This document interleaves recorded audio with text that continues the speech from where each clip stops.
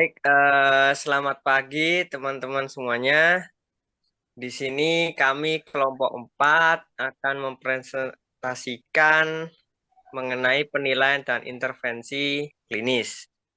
Sebelum itu, perkenalkan anggota kelompok kami, yaitu yang pertama ada Ayu Paramita Lestari dengan NIM 156, lalu Putu Ayu Febi Pramesta Dewangi dengan NIM 157, Muhammad Lutfi Abdullah dengan NIM 161, Ike Oktaviani Putri dengan NIM 162, Nikodemus Wahyu Saputra dengan 168, dan yang terakhir Ricardo Nobel Giovanni Gunawan dengan NIM 181.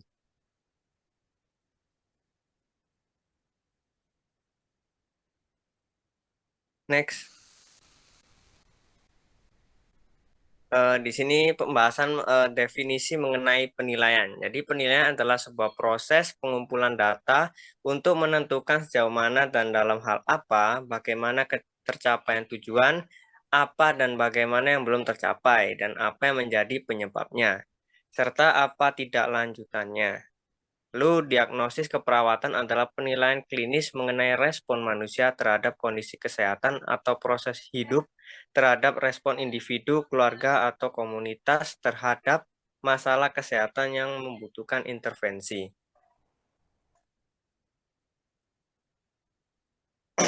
Intervensi merupakan tindakan dan perbuatan di mana masalah terganggu, dipengaruhi, dan bahkan dikendalikan oleh pihak lain untuk mencapai tujuan tertentu. Intervensi sendiri dilakukan dengan tujuan preventif, kuratif, promotif, maupun edukatif. Lalu pengertian intervensi menurut ahli, yaitu Gordon, 1994 adalah intervensi dokter atau perawat yang dilakukan untuk mendukung penyembuhan pasien seperti sebelumnya. Untuk pengertian intervensi psikologi klinisnya sendiri adalah usaha untuk mengubah kehidupan yang sedang berjalan dengan cara tertentu, bisa dilakukan seperti melakukan psikoterapi dan rehabilitasi.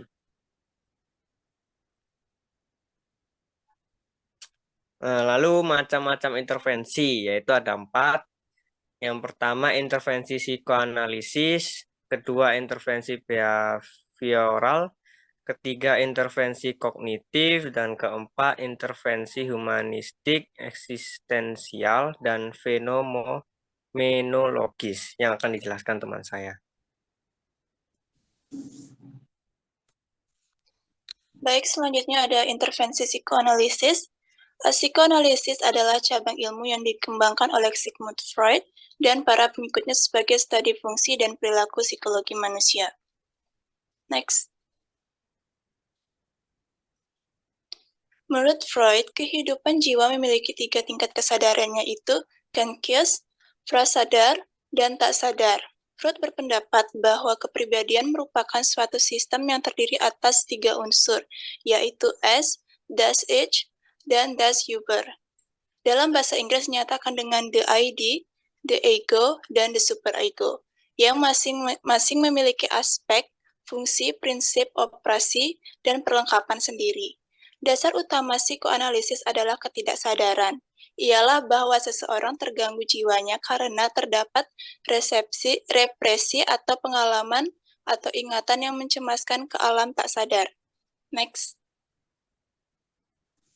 2 metode atau teknik utama yang dilakukan Freud dalam melaksanakan terapi yaitu asosiasi bebas atau mengungkapkan semua yang dialami oleh klien dan analisis impian. Kedua, perspektif fenomenologis dan humanistik ekstensial. Tokoh yang sangat terkenal dari teori ini yaitu Carl Rogers. Pendekatan ini lahir sebagai reaksi atas anggapan dasar psikoanalisis bahwa setiap hal termasuk psikopatologi maupun ketidakmampuan fungsional disebabkan oleh kejadian-kejadian yang dihayati buruk di masa lalu. Baik, yang selanjutnya yaitu intervensi behavioral.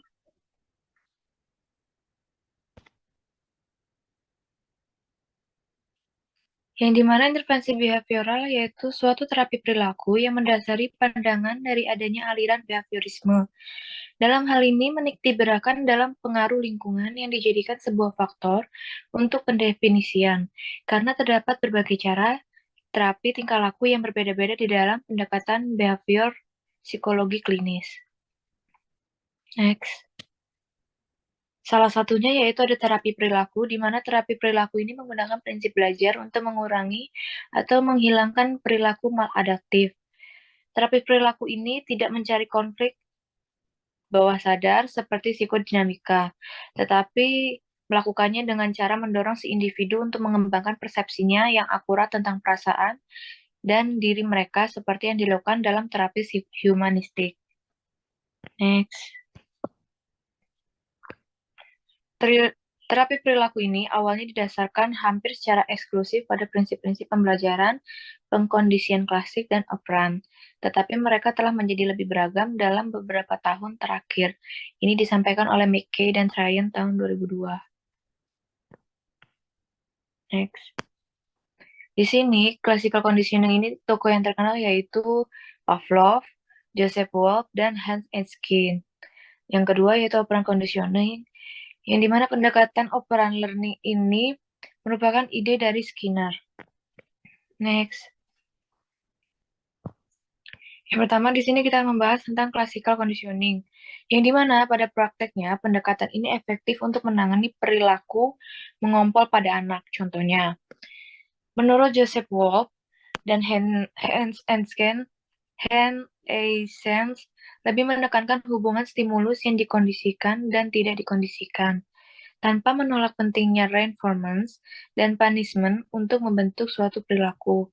Dalam pendekatan ini, behavioris mencoba untuk memahami dan mengurangi penderitaan yang dialami oleh manusia, khususnya yang berkaitan dengan kecemasan.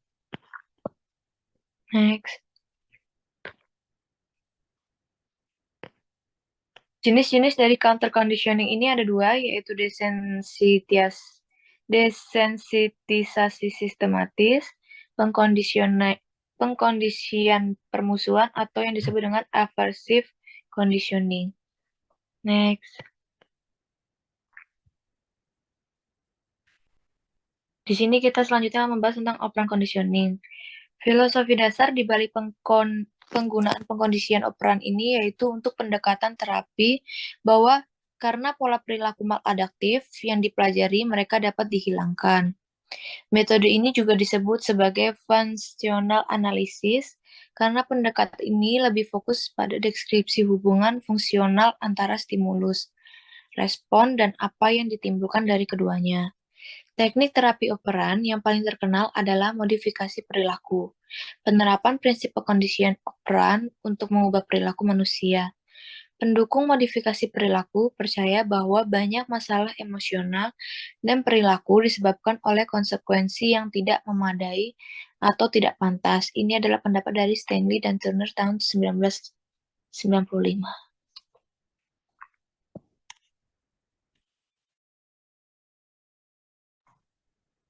Selanjutnya adalah intervensi kognitif. Intervensi kognitif merupakan salah satu pendekatan kognitif yang sesuai untuk mengatasi cemas karena gejala cemas erat hubungannya dengan isi pikiran seseorang sehingga bisa menurunkan kecemasan. Restrukturisasi kognitif dengan intervensi kognitif sangat baik dilakukan pada kecemasan, depresi, pengontrolan marah, harga diri rendah, resiko bunuh diri, dan ketidakberdayaan. Juga efektif dilakukan pada gangguan makan seperti bulimia, anoreksia, serta gangguan kepribadian. Selanjutnya, golongan anak yang berkebutuhan khusus dapat dikelompokkan berdasarkan gangguan atau kelainan pada aspek. Yang pertama, yakni fisik atau motorik, yakni cerebral palsy serta polio. Yang kedua, kognitif, yang berkaitan dengan mental, retardasi, anak unggul atau berbakat, dan yang ketiga berbahasa dan berbicara. Lalu untuk yang keempat yakni pendengaran, yang kelima penglihatan, dan yang keenam adalah sosial emosi. Untuk intervensi kognitif sendiri terbagi menjadi 3, yakni back cognitive therapy, yang kedua rational emotive behavior therapy, dan yang ketiga yakni cognitive behavior therapy.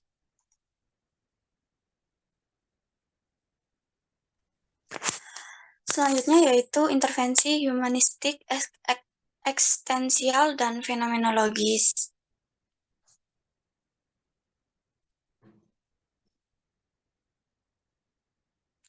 Intervensi humanistik, eksistensial, dan fenomenologis. Terapi eksistensial humanistik adalah terapi yang sesuai dalam memberikan bantuan kepada klien karena mencakup pengakuan eksistensialisme terhadap kekacauan, keniscayaan, keputusasaan manusia dalam dunia tempat dia bertanggung jawab atas dirinya. Menurut Kartini Kartono, dalam kamus psikologinya mengatakan bahwa terapi eksistensial humanistik adalah salah satu psikoterapi yang menekankan pengalaman subjektif individual, kemauan bebas, serta kemampuan yang ada untuk menentukan satu arah baru dalam hidup. Dalam konsep utama teori terapi eksistensial humanistik memusatkan perhatian untuk menelaah kualitas-kualitas insani, yakni sifat-sifat dan kemampuan khusus manusia yang tercapai pada eksistensial manusia, seperti kemampuan abstraksi, daya analisis, dan sintesis, imajinasi, kreatif, kebebasan sikap etis, dan rasa estetika. Terapi eksistensial humanistik berfokus pada kondisi manusia. Tujuan eksistensial humanistik menurut Gerald Corey, terapi eksistensial humanistik bertujuan agar klien mengalami keberadaannya secara otentik dengan menjadi sadar atas keberadaannya dan potensi-potensi, serta sadar bahwa ia dapat membuka diri dan bertindak berdasarkan kemampuannya. Terdapat 3 karakteristik keberadaan otentik: menyadari sepenuhnya keadaan sekarang, memilih bagaimana hidup pada saat sekarang, dan memikul tanggung jawab untuk memilih, dan karenanya meningkatkan kesanggupan pilihannya, yakni menjadi bebas dan bertanggung jawab atas arah hidupnya.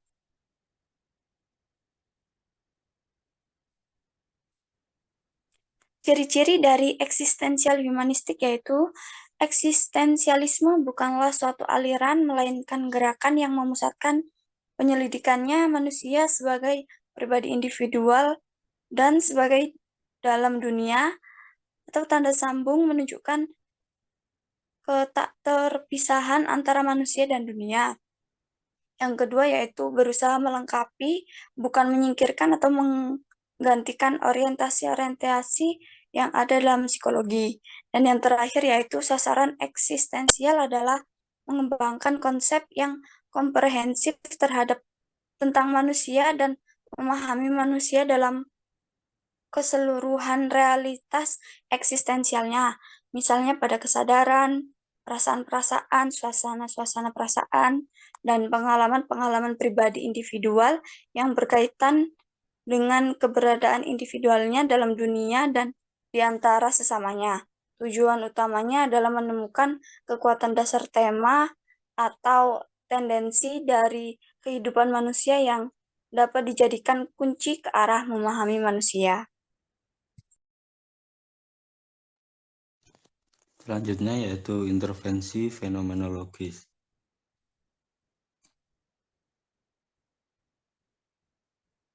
Intervensi fenomenologis yaitu sebuah intervensi yang bertujuan untuk memberikan klien belajar mengambil tanggung jawab serta memahami perasaannya dalam berperilaku. Intervensi fenomenologi kali ini juga bertujuan untuk belajar agar bisa memahami diri secara positif dan jujur serta terbuka mengenai diri sendiri. Fenomenologi adalah pendekatan yang dimulai oleh Edmund Husserl dan dikembangkan oleh Martin Heidegger untuk memahami atau mempelajari pengalaman hidup manusia.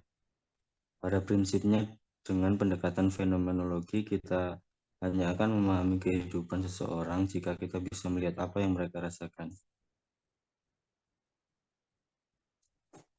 Selanjutnya, pendekatan fenomenologi dalam psikologi klinis yang pertama yaitu manusia bisa membuat pilihan perilaku mereka sendiri. Yang kedua, Kelly's Personal Construct Theory. Yang ketiga yaitu teori aktualisasi diri. Yang keempat, psikologi humanis Maslow. Yang kelima ada psikologi Gestalt. Yang keenam, pendekatan David Katz. Yang ketujuh, Husserl. Yang kedelapan yaitu terminologi Spielberg.